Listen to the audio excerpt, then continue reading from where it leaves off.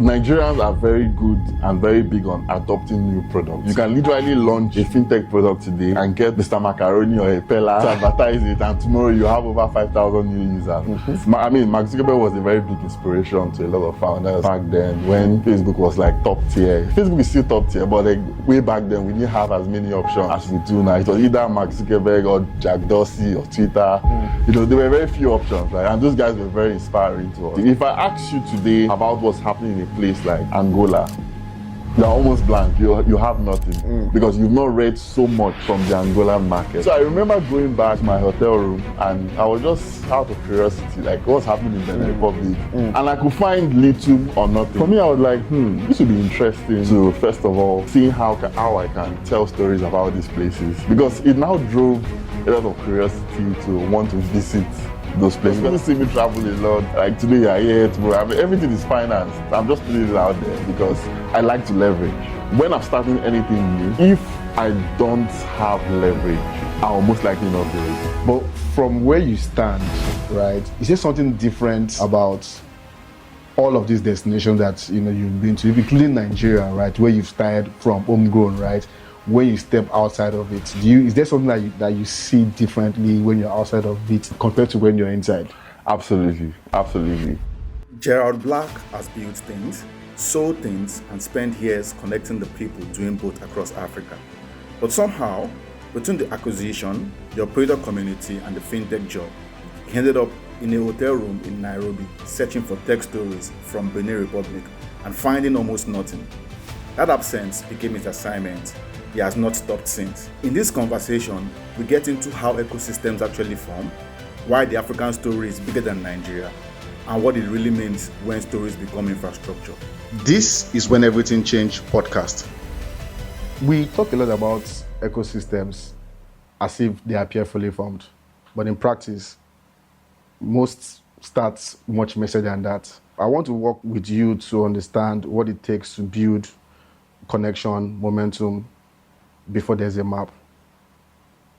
And when I think about you, I want to understand what was your earliest instinct, right? What did you naturally defer to, right, while building? Were you trying to fix things? Were you building tools? Or were you trying to make sense of what was happening around you? I think for me, it was always about being relevant, right? And preferring solutions to problems that existed. I think one of the, will I say, very early inspirational moment for me was when I saw the movie Social Network. I think that was in 2014 or 2015. I can't remember when the movie came out, but I saw it around that time, and which was a story about the Facebook founder, Mark Zuckerberg, and how he built from the university and then built Facebook to what it eventually became. That was a very inspiring moment for me, seeing how a young kid from his dorm room could build, something that big, but most importantly, something that people liked and was solving the problem of connectivity and trying to find your friends and connect to them and even play games with them, poke them and things like that, right? It was very inspiring to me, to be honest. It opened up something in my mind. What year was that? That was 2014, okay. Right? It opened up something in my mind about the possibility of, first of all, leveraging technology, right, to build something that can reach a lot of people, right? It can go at scale, right?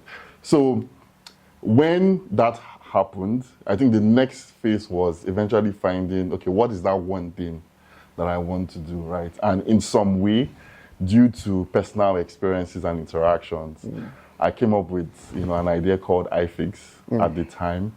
I got the idea to build a company called iFIX, which was, then I used to call it the Uber for artisans, trying to find, handymen and artisans, and then you can easily go on an app and, you can hire someone. That inspiration all came from seeing someone else do it, right? And I felt, okay, this person doesn't have two heads, right?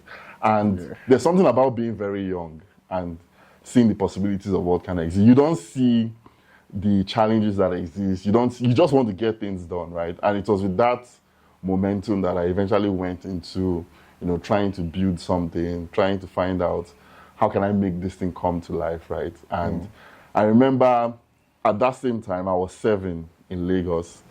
And, coming back to Lagos, because I grew up partly in Lagos, then my family relocated to Delta State.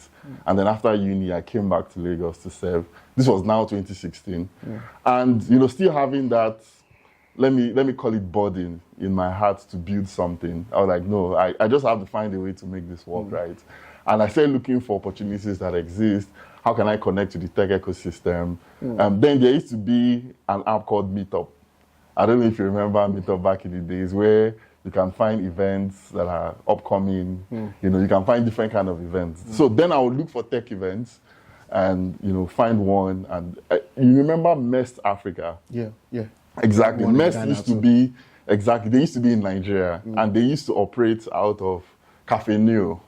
There used to be a coffee shop that had like co-working spaces, right? And I would find these Mest events and I would attend. And I remember the very first one I attended, it was a fireside chat. There was also a panel session with Jason Njoku, the founder of Iroko TV, and all these amazing guys, right? And it was a wow moment for me and a very pivotal moment. And I was like, you know what?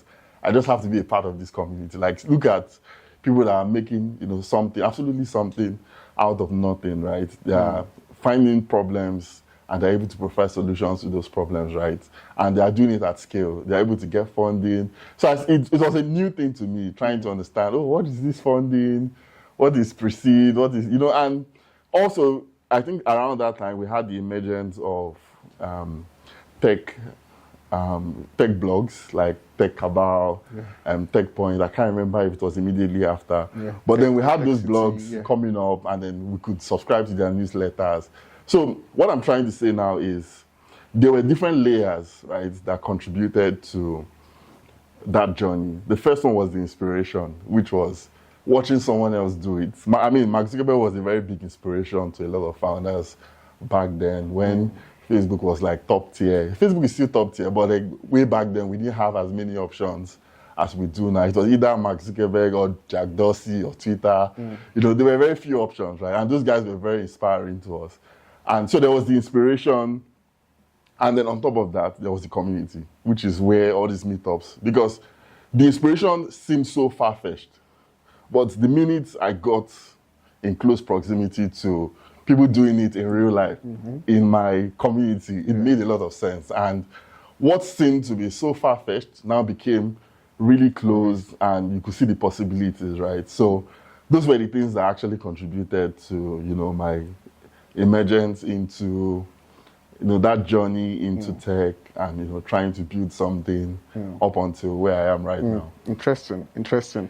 So at some point, right, you didn't just build.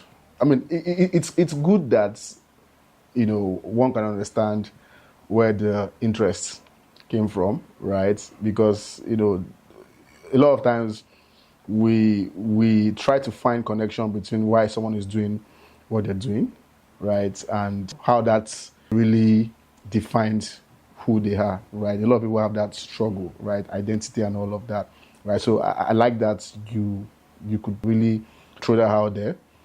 But knowing you, Gerald, I know that at some point you didn't just build, right? I feel like you built, right? And then was there something missing in your build journey that you probably have, might have missed, right?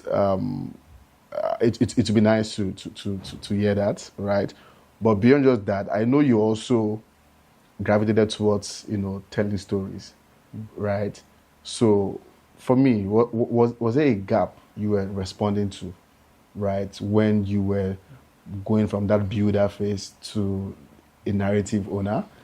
And was there something about how we're building that wasn't really captured, here, right? I like to understand, that phase, or if I call it a transition, if you put the word or frame it as that. Absolutely. Yeah. So let me give you the backstory, right? So my first startup was iFIX, right, which was the platform for hiring artisans. And then I did that for a little while, but it seemed like I was way ahead of my time because adoption was really low. So I told myself, because you need to be very honest to yourself, right? I told myself, this I mean, the adoption is so slow. This is probably not the right time for this, right? So I quickly pivoted to something else, which is a startup called Parkit, right? Offering vehicle care services to vehicle owners, right? Did that for three plus years.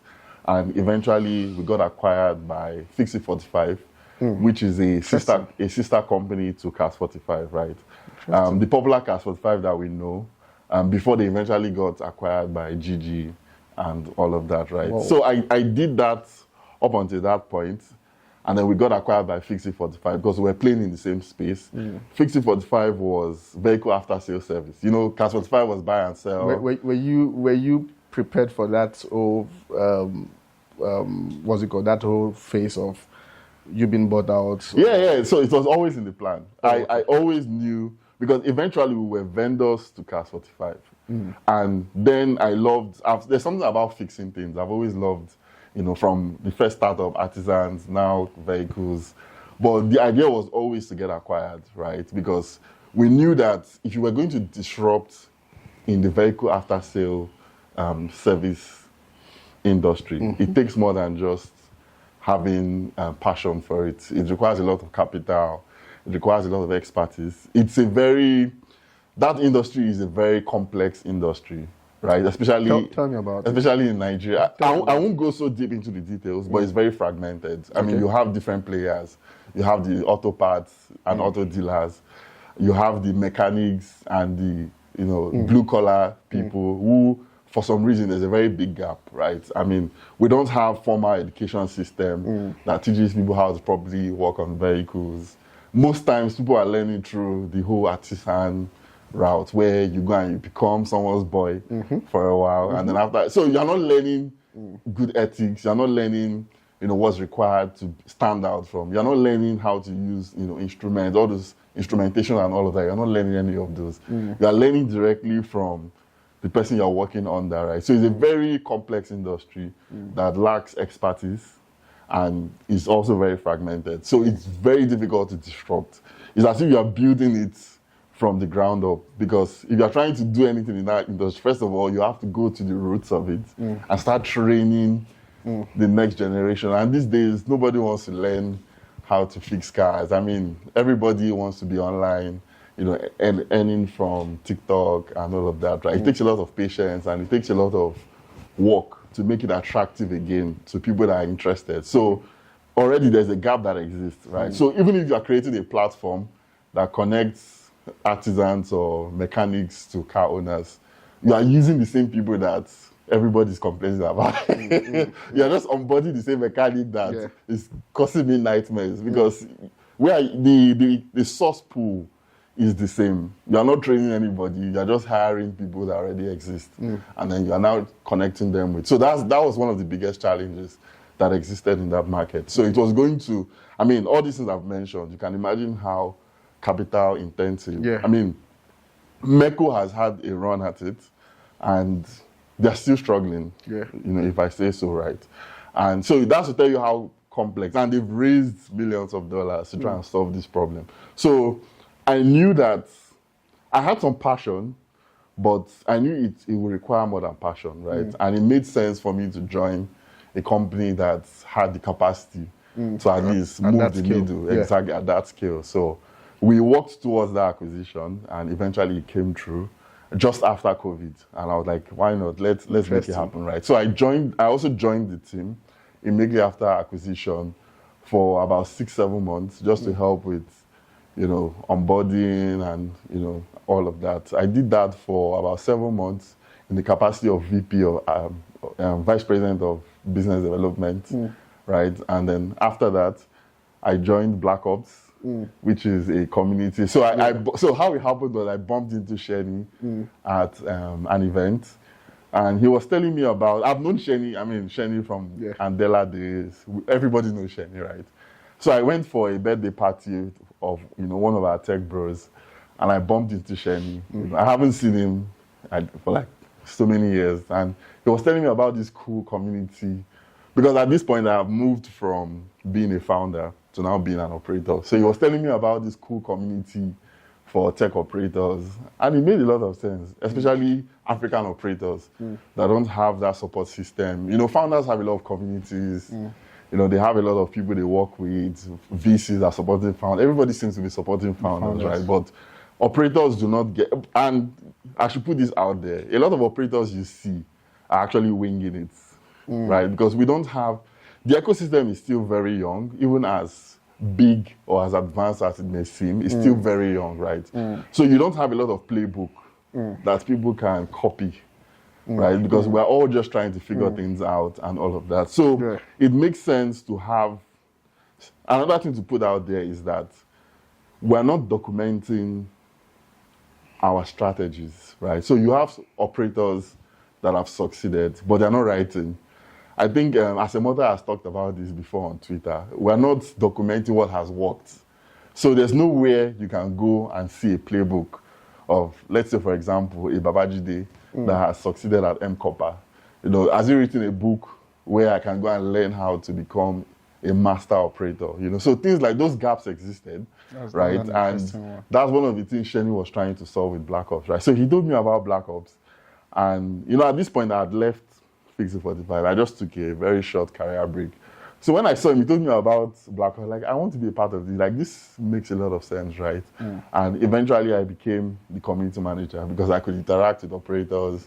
And I think you've attended a couple of our events before. Actually partnered. Exactly. We even partnered while you were at TechPoint. Exactly. So that was how I joined Black Ops. But Black Ops was not full-time. It wasn't a job. It was more of an impact project, so to say, right? It wasn't really like a proper job.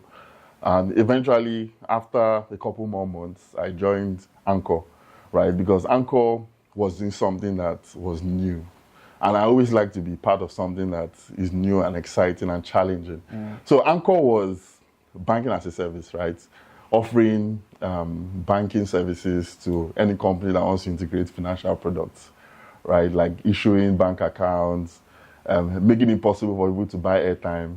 Like, you know how on Child Deck you can now buy airtime, buy tickets for shows. All of those things are powered by, you know, banking as a service product, financial products, right? So I joined Anchor as head of go-to-market, right, to try and see how, you know, I can support with our business development, sales endeavors, and all of that. And I did this for a year and 3 months, right? But my pivotal point, so it was after Anchor that I pivoted into storytelling and, you know, ecosystem work fully, right? So this was the pivotal point for me. December 2023, I was on leave. So I decided to spend my leave in Kenya. Also because we're doing, because all this while I was still at Black Ops, you know, I mentioned Black Ops wasn't full-time. So I was doing the two at the same time, Black Ops and Anchor. And then we had an event we're organizing in Kenya, December 2023, right? So I decided I might as well just spend my leave in Nairobi, right? And coincidentally, I was nominated for an award for ecosystem work through Black Ops, right? At an event called Africa Startup Ecosystem Builders Summit. Right, so it's a yearly event that brings together different ecosystem players from across tech in Africa. And it was happening in Nairobi. So I was like, okay, this makes a lot of sense. I'm here for Black Ops, I'm on leave. I was nominated for this award, so I'll definitely attend, right? And then I attended the event and I met, you know, tech builders, tech operators from places that I've never heard anything about tech happening in those countries, like Zambia, Benin Republic, which is just next door to Nigeria. You know, like different, and I'm like, really? Like, you guys have tech going on and you have like VCs, you have your own local ecosystem.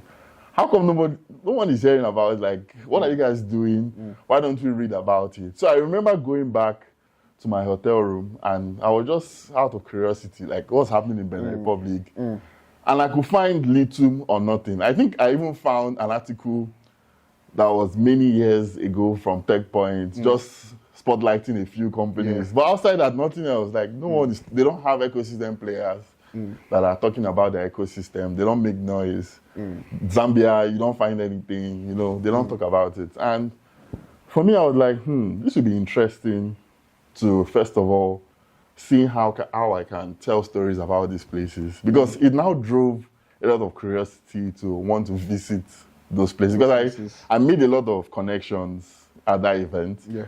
Because the event was well represented. People from different countries, Zambia, Benin Republic, Namibia, they were all there. Botswana, and even Egypt and so many other. Egypt doesn't count because it's Big Four. It's part of the Big Four. Yeah. But I mean, getting to meet these people one-on-one was really, massive for me. And I decided, you know what, I would like to visit these places, and I might as well just document my story while visiting, right? So. Yeah. It was at this point I decided that, okay, I was going to do this full time because no one is telling their stories, right? And I also love to do things around community and connecting people, right? So I eventually decided to go into that full time, right? So I started doing two things. I started telling the stories. I started with Benin Republic. I went there with some content creators, and their job was to literally follow me to different hubs and different companies I was visiting, just to see how we can document their story, and also see how we can connect them to Nigerians, because we were also at the peak of devaluation when the new administration came in and the naira was at free fall, and so many things were happening, right? So people were also actively looking for new markets where they could go to, just to see how they can earn Forex, right? So are there opportunities in Benin Republic because Naira has really fallen? Yeah. So can I go and charge in dollars in a new market? So those were also some opportunities that existed. And I was also helping companies, connect with different ecosystems, doing activations in this market, finding opportunities, right? That's so I was doing that and then telling the stories of those markets, right? So the stories were doing two things. The stories were providing information about the markets, and then the story was also providing visibility for me as an individual, right? So in a way, it was providing gigs, right? People were now reaching out, oh, I'm interested in that market. Can you connect us? I'm like, yeah, for a fee, yes, I'm happy to do that, right? And, but for the storytelling part, it's just something that, because I felt people should know about what's happening in these countries. I just felt compelled to spotlight these countries because I felt like people should know. Like, I was really surprised meeting all those people I met at the ASEP conference in Nairobi and finding out that there are a lot of incredible things happening. And we're just isolated. I mean, Nigeria is big enough, but at that point where we were looking for new opportunities and new markets, I mean, the timing was just right. And that was how I eventually went into storytelling and consulting for companies that want to scale to those markets. Interesting. So, I mean, I think about, all of your experience, right? And I'm trying to imagine that, at the beginning, right? Would I be right to say there wasn't necessarily as much deliberation? It was more, let me go experience this leaf, right? Yes, there's an event happening. I use the opportunity to, throw in some bit of, work while taking a rest. And then, you started to see opportunities that, opened up avenues for you to understand, a different world, right? That, didn't necessarily exists in your own worldview, right? And then that opened up a storytelling channel and then a venture on the other side. How did that make you feel, though? I think, so definitely I was excited, right? I like taking on new challenges, right? So it was an opportunity to do something new, and that's very refreshing, right? I think one of the biggest challenges as well for me was going into new territories without being guided, right? I saw it as something I have to conquer. Secondly, I was able to convince a partner to work with me on the project, right? Which is one of the things I like to do. I like to leverage, right? So when I'm starting anything new, if I don't have leverage, I'll most likely not do it. But because I had built relationships and I could convince one or two people to get on that project with me, right, and sponsor it, I was able to get sponsors from the very first project, right? So that was one of the things that actually encouraged me to go. So you didn't have to do all of that on your own? No, I didn't have to do it. Everything was financed down to our accommodation. That's an interesting an interesting way to take a leave. Yeah, everything was fine. And all my trips to date, because people see me travel a lot, like today you're here, tomorrow, everything is financed. I'm just putting it out there because I like to leverage. Interesting. So, I mean, we've talked about the ecosystem thing. We've touched a bit on it in this conversation, right? And from someone who's explored, who's been an explorer, right? From Benin Republic, Rwanda and whatnot, right? I want to think that, we see an ecosystem as a map that is, fully functional, right? It's already existing, right? And, we just go and plug and play, right? First of all, from an operator, right, I want to know, from your perspective, right, how do you see, ecosystems, from a raw point of view, right? And what does it take, for these things to work on a day-to-day basis, right? So what makes up an ecosystem is simply different stakeholders coming together to intentionally build towards a purpose. I'll give you an example.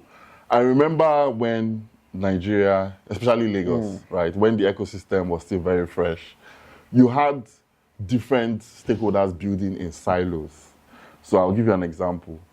You had someone on the tech news and publication end, Tech Cabal, Tech Point. You had investors like Ingressive, Venture, this is our Abuja VC. Ventures Park. What's the name of the VC? The VC itself. Kola Ino. What's the VC called again? Ventures Platform. Ventures Platform. You had Ventures Platform. You had all these people intentionally trying to support. You had players as well, like Oomoye. You had people like Jason Njokus trying to support the ecosystem. You had Okpe from Jobberman. Yeah. So what happens in an ecosystem at first is that everyone is building in silos, right? For an ecosystem to be complete, you need all these different stakeholders to contribute and then eventually collaborate. So if we didn't have a tech cabal or a tech point, the story will never be complete because who's telling our stories? If we didn't have seed stars that came in to Lagos at that time and the likes of Mest incubating and teaching entrepreneurs, if we didn't have CC Hub, if we didn't have Ideas Hub back then in Sabo, if we didn't have all these people, we would never have what is referred to today as an ecosystem, right? So first off, you need different people taking on response. And notice what happened. No one waited on the government. Everyone took up responsibility and decided that they were going to Marquesian, trying to help developers and all of that, right? So everyone took up responsibility and started building towards a certain goal or a certain purpose, right? And then eventually we started seeing them coming together to collaborate either through events or hosting meetups, firesides, and different other things. And even when OO eventually launched Pitch to Win, helping founders connect with VCs, right? So these are the things that actually. So when you look at an ecosystem, you see that it's blank. Right? It's an open book. It's a white sheet, so to say. And then eventually people start popping up, doing things in silos, contributing in a specific way, and eventually they start collaborating, right? So this is actually what makes up for an ecosystem, right? So what happens in some of these markets that are still, we refer to as emerging or smaller markets, is that they haven't completed that cycle, right? So you have hubs, but they don't have platforms like Tech Cabal or Tech Point telling their stories. Or they have hubs and they have platforms, but they don't have VCs that are supporting very early stage businesses before they eventually become Series A or Series B or whatever, right? So if you don't have a complete ecosystem, it's very difficult to thrive in that kind of environment, right? So you need all these different players. And that's one thing that we have in Nigeria. People take things upon themselves and they just take ownership and then they build and eventually become sustainable. And we now have an ecosystem that we're benefiting from. Back then in the days, we didn't have it complete like this, right? It was players, it was individuals, it was people that took these things upon themselves to, make it possible for people to go to hubs. People took it upon themselves. Someone made it possible for Michael Sibel to come into Nigeria and meet. I was at one of the first meetups when he met. I don't know if you were there. Yeah, I remember. At Lagos Business School.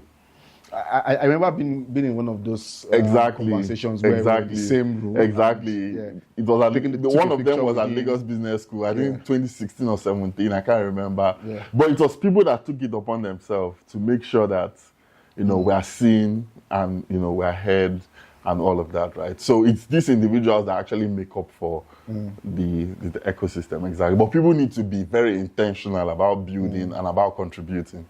So I guess you're saying all of this to say that what you're doing now with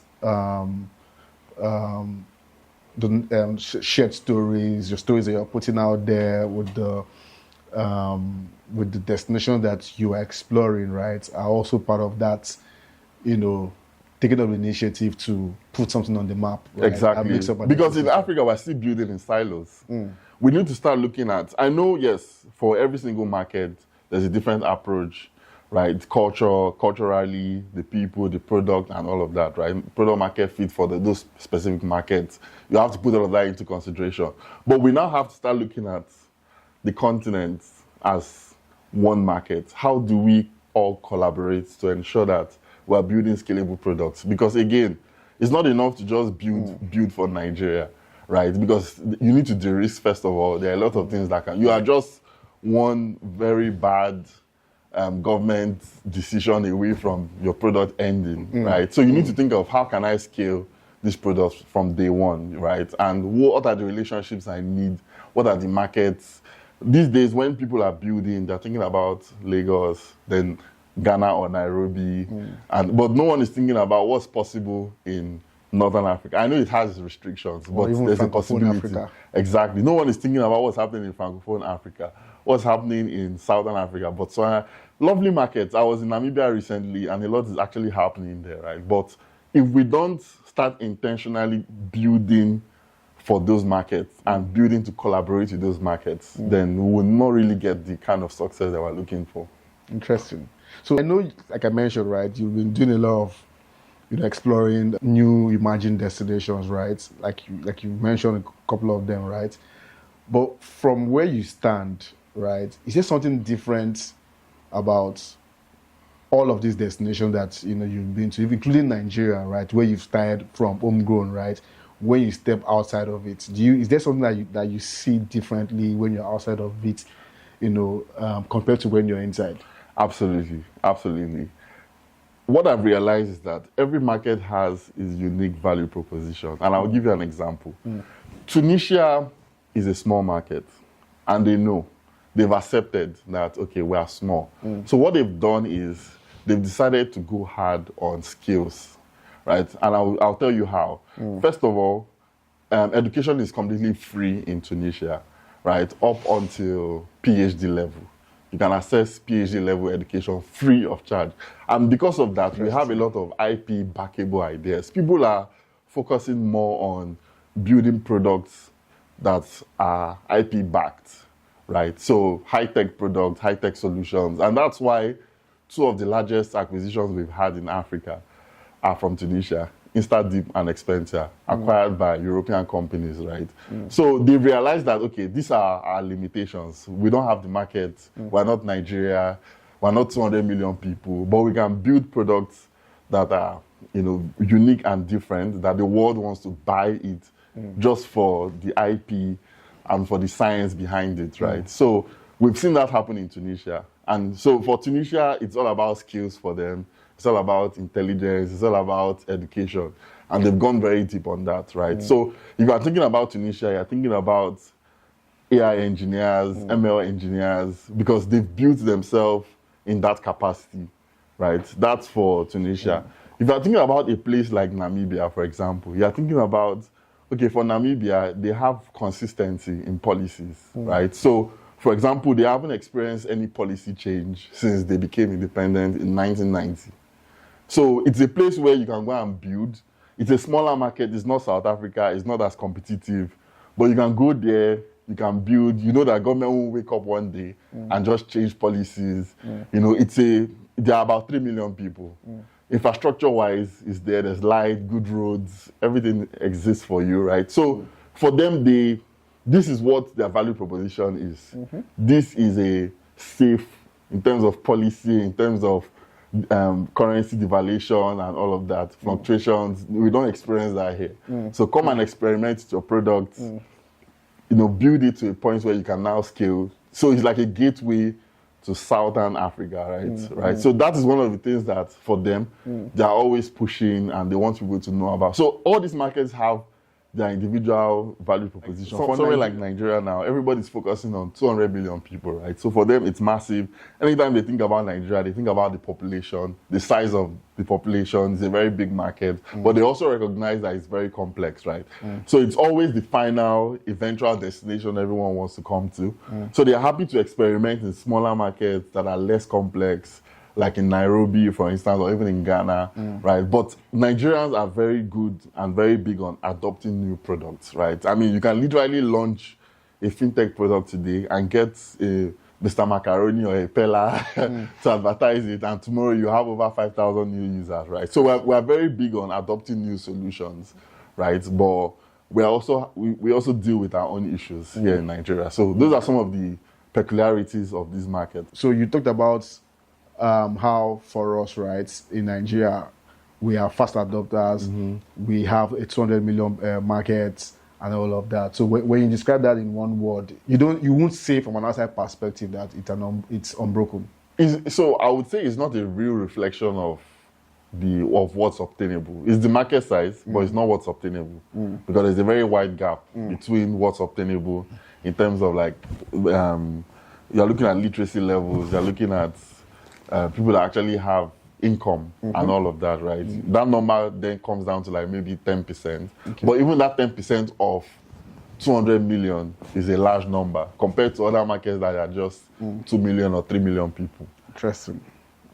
Speaking of stories, right? I know stories travel fast, especially our own stories here, right? And maybe they're looking at it from the outside, right? Trying to understand our own ecosystem in here. But sometimes, it feels like some things get lost in translation. So for you, right, do you think there's a problem, or do you think that, how are we responding to that? Of course, it has played a very big role in how our market is being perceived. I mean, you go across all these places and people know, companies like Andela, they know about MoneyPoint, they know about the founders. None of this would have been possible if we didn't have people like, our platforms that we have, TechPoint and the rest, right? If we didn't have these platforms telling our story, because another thing that a lot of people miss is that these are sources of inspiration for a lot of people. You'll be surprised how someone sitting down there somewhere in Zambia is very excited. And like, I just gave you an example about the movie, right? The social media, the movie about Mark Zuckerberg and Facebook. I'm just a random guy sitting somewhere in Nigeria, and I watched the movie about Facebook and Mark Zuckerberg, and I got so inspired, right? So when people read our stories, first of all, the inspiration part is there, and then there's also a lot of information that people can get about the market, right? I mean, from VCs, from people that are interested in exploring opportunities in this market. It shapes the narrative. If I ask you today about what's happening in a place like, let's say, Angola,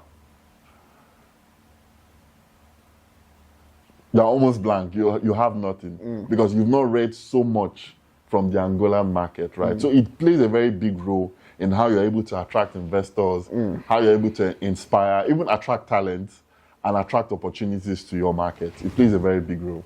It's nice hearing you, put that into context, because I also personally feel like, a lot of times, right, our stories get lost in translation, right? Not because our stories are not being told properly, but for some reasons, and for reasons I probably do not even understand or have, full grasp of, it feels like not everything, right, is out there, especially with our innovations, which is why, I can relate with a lot of the things that you've said, and I can also understand why, for you've taken those shifts, those major shifts, in your journey, right? And I can only look forward to, when all of our different collaborative works can help, make that better, right? But I think I'm just going to ask, you this one question, right? And for someone listening to you right now who is torn between what you're building and, the narratives that help them get informed, right? What questions do you think they should be asking, right? And what answers do you think they shouldn't rush, towards?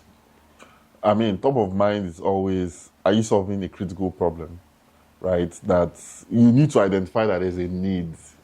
Don't build out of emotions. Don't build out of inspiration. Just ensure that, first of all, there's a need. There's a problem that you're trying to solve. And there's a market for it. Those are the important questions, right? Is there a need here? And are people looking for solutions, to that problem, right? And then the next thing is you start thinking about distribution. And I'm saying all of this because I've been a founder and I've been there and I know what is actually required to build a successful business, right? Because a lot of times, first-time founders, it's all about the excitement. It's all about the inspiration. It's all about the passion for what you're trying to build. But what actually matters in the grand scheme of things is that it's scalable, right? First of all, it's a wicked problem. Then it's scalable and you've understood distribution. How do you, if possible, you have partners that are able to, take off whatever you're building and run with it from day one. And I'll give you a very, I like that. I'll give you a very critical example.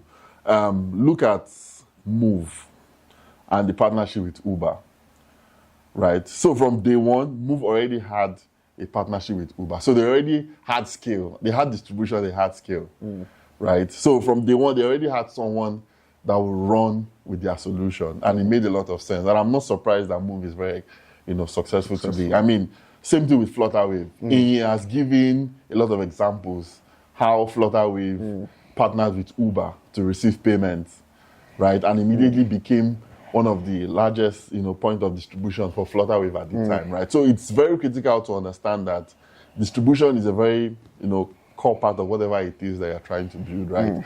Identifying that there's a need, right? And then there are people that are excited about that need that you're preferring is very important. Those are the critical questions to ask yourself.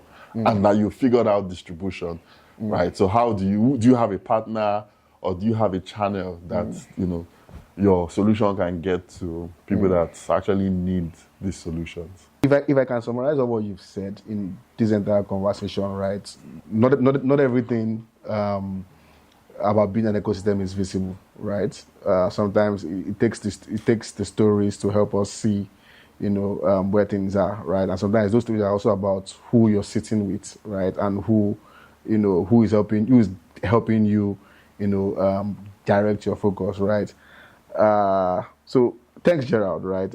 I think this conversation has been meaningful for me in helping to understand, first of all, the shifts, right, between someone who is sitting through, building, navigating what they're living through, right? Especially from that point of making sense about it. So this has been very interesting for me. Thanks so much, Gerald. Thanks so much for having me.